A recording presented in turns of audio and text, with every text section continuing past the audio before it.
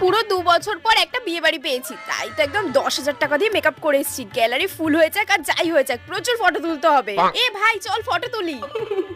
এ রিয়া, আমি এত সুন্দর সেজেছি, কেউ ফটো তুলে দিচ্ছে না, তুই কটা ফটো তুলে দে তো। ঠিক আছে দে।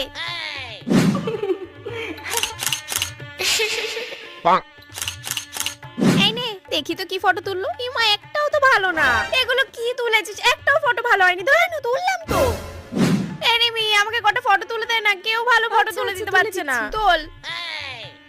এবার তো দারুণ দারুণ পোজ দিয়েছি, এবার তো ভালো ফটো আসবে। এই হ্যাশট্যাগ বিয়ে বাড়ি দিয়ে পোস্ট করব। দেখি এটা দেখ কি সুন্দর এসছে না।